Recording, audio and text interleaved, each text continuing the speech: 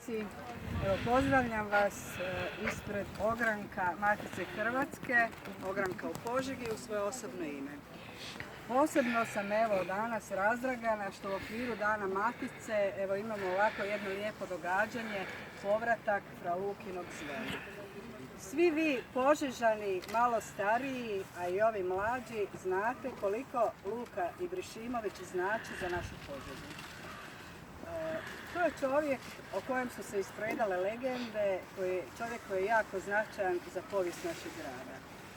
Ovo zvono postavila je Matica Hrvatska 1999. godine u čast Luki Ibrešimoviću, a postavila ga je u vrijeme kad je predsjednik bio pokojni doktor Željko Muljević. I evo, ja zahvaljujem njemu, evo i pomolit ćemo se danas i za njega, vjerojatno nas možda negdje odozgora i gleda. Dakle, ovo zvono je bilo ukradeno i dugo ga nije bilo i evo, policija ga je našla i zahvaljujući Hrvatskoj Paneuropskoj uniji, ja se zahvaljujem, koja je evo platila restauraciju tog zvona, mi smo danas ovdje. Ovaj današnji događaj upriličujemo i u Dane Matice Hrvatske, a i u okviru Dana grada. Pa evo ja zahvaljujem i gradonačelniku i gradu Požegi što su nas podržali u ovom evo za nas tako značajnom događanju. Želim evo da ovo zvono još dugo zvoni za sve putnike, namjernike, prolaznike koji će evo proći ovom stazom, doći do Sokolovca i sjetiti se naše Luke. Evo, zahvaljujem vam svima što ste danas ovdje, što ste evo zajedno s nama u ovom svečanom trenutku i pozivam vas, dakle večeras je u gimnaziji u 18 sati isto jedno događanje koje je vezano s ovim, iako to nismo planirali.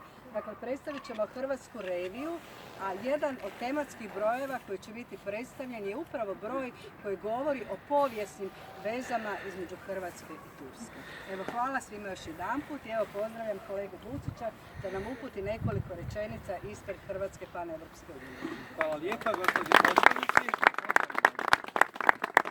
Evo, samo 2 minute. Gospođa pročelnica je zapravo najbitnije i rekla. Dakle, kada je Požeški ogranak Matice Hrvatske, kako je pročelnica rekla, zaslugom predsjednika tadašnjeg ogranka, gospodina Željka Muljevića, 90. godina osmišljavao ove simbole požeške prošlosti i požeškoga duha ovdje, dakle poklonci koji slijede, na Sokolovcu, nastao je taj niz duhom prožetih odmorišta i nastalo je i ovo zvono koje obznanjuje pobjedu.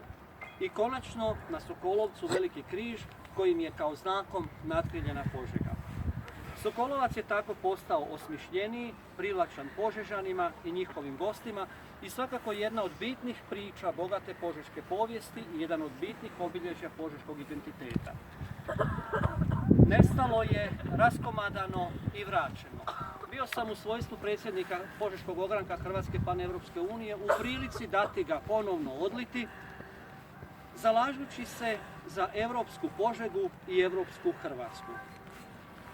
Bitno mi je naglasiti da je Požega od oslobođenja od Turaka odmah nekako se priklonila europskom zapadu, zahvaljujući najprije fra Luki Ibrešimoviću, Franjevcima, Zagrebačkoj nadbiskupiji, u novije vrijeme Požeškoj biskupiji, kroz cijelu povijest njezinu i Požeškoj gimnaziji, a i brojnim Požežanima koji su svojim djelovanjem uvijek uzdizali Požegu na europsku razinu.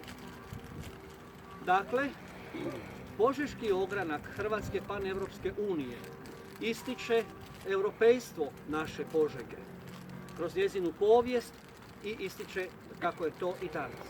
A Požeški ogranak Matice Hrvatske kreira to europejstvo, taj identitet koji unosimo zajedno s našom nazočnošću i članstvom u Europskoj uniji.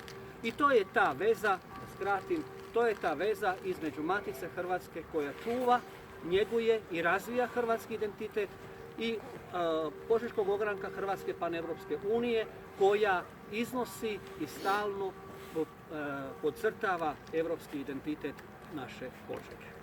Pa evo, u tom smislu smo se i potrudili ponovno odliti i ponovno evo Matici dati prigodu i gradu Požegi, jer je grad Požega naravno u svemu ovome bitno sudjeluje, da ponovno imamo ovo zvono ovdje na Sokolovcu. Hvala lijepo.